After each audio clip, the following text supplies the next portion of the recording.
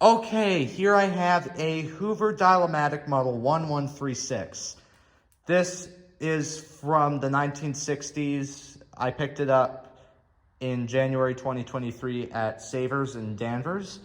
And I didn't really have a reason to buy it other than I'd been looking for a Dial-O-Matic for a long time, and it was one of the first clean air motor uprights that later inspired the Panasonic Jet-Flos. Hoover actually sold the patent to Panasonic's owner, Matshushita Electric Industrial Co. back in, I believe, 1977. This particular unit has a couple of problems. Cosmetically, this vent here is starting to collapse, and the motor sounds like it needs to be re-greased. And then this bag compartment keeps flying loose. And the thing I don't like about the bag compartment is that it's really flimsy, I guess. It's really hard to hold on to the back, so you don't really have a seal.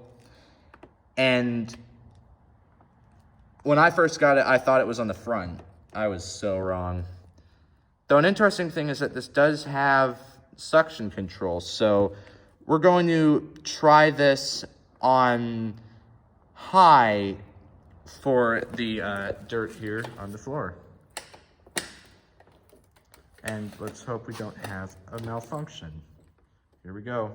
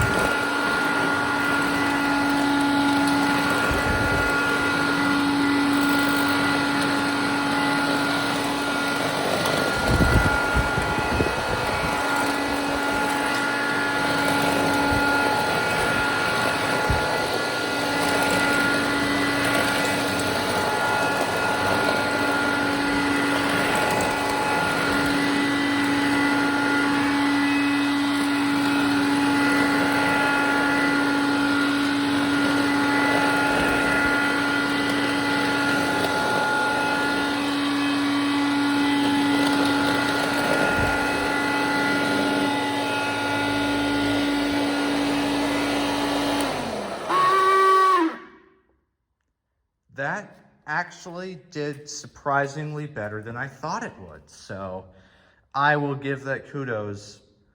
Obviously,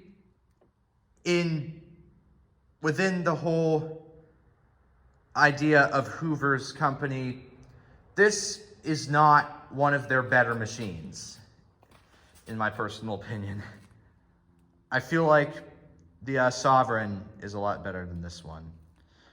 But we're going to do a quick car test since I actually was able to find the original hose and a couple of the attachments. Do a quick car test now. I have the original hose, and I also have the floor brush and dusting brush, as well as the extension wand there. But since I don't have an upholstery tool, I'll just use the hose, and we'll see how it does.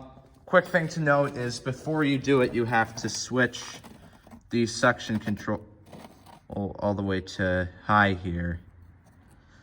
Or I'm just setting it all the way to high because I want to use ultimate suction power. So let's turn it on, do a quick test.